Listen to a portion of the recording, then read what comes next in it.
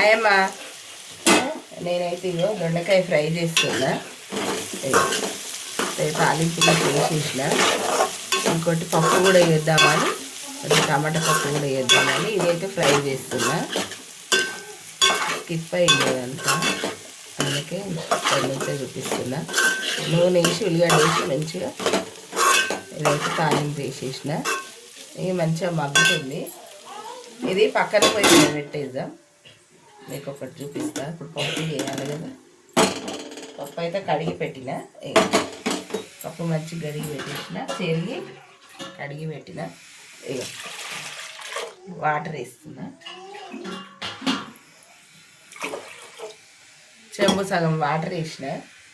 దొండకాయ కూర పక్కన పెట్టేద్దాం, పక్కన ఉడుకుతుంటుంది. దీంట్లోకి మనం ఏమేమి వేసేది చూపిస్తా చూడండి. ఎప్పుడైతే పచ్చిమిర్చి ఒక 5-6 తీసుకున్నా. టమాటాలు, పసుపు డబ్బలో పోసేద్దాం. కడిగి వీటిలో పోసేసిన. ఒక రెక్క చింతపండు వేద్దాం. టమాటా పప్పు కదా.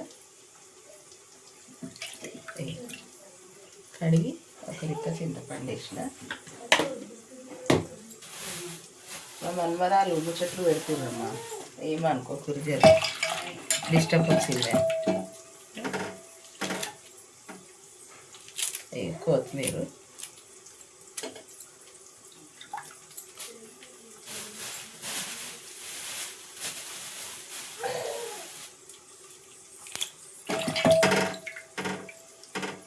కలిమాకు. ఈ ఎండాకాలం వచ్చింది, ఊరికేనే ఎండిపోతుంది కలిమాకు. కొంచెం జర్ర బయట పెట్టినమంటే అయిపోయి కలిమాకు. ఇప్పుడు మనము కుక్కర్ మూత పెట్టేద్దాం. అన్నీ వేసేసాం కదా. కారము ఉప్పు అనేది మనము రుబ్బుకునేటప్పుడు వేద్దాం.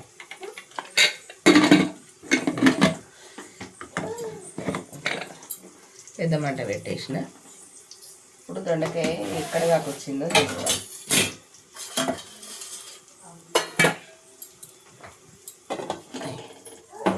మీకు ఇవన్నీ చూపించాలి వేసుడని ఇటు పెట్టిన.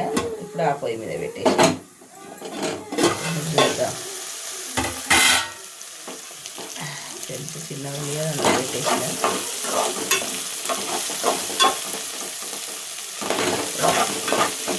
మంచిగా ఉడికింది. కారం వేద్దాం. ఇప్పుడు కొంచెం ఫ్రై అయింది, కారం వేద్దాం.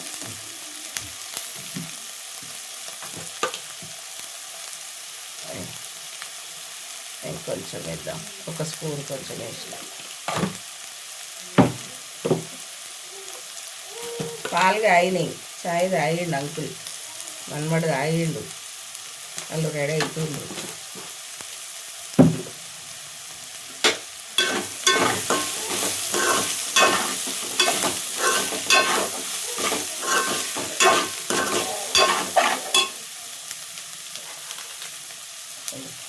కొంచెం చికెన్ మసాలా,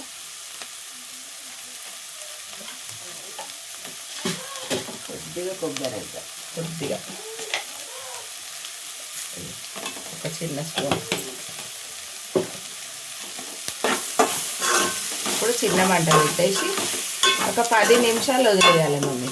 మంచిగా మమ్మరాలు అటు ఇటు రెడీ అయ్యకుండా నా దగ్గర తిరుగుతారు వాళ్ళు. వాళ్ళతో కూడా మాట్లాడతారు. ఇప్పుడు ఒక 10 నిమిషాలు పెట్టేద్దాం చిన్న మంట మీద.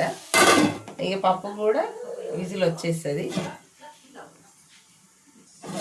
ఆహా, మంచిగా మగ్గింది చూసారా, అయిపోయింది.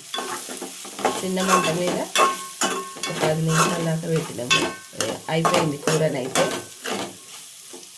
దించేసుకుందాం. సరేనామా.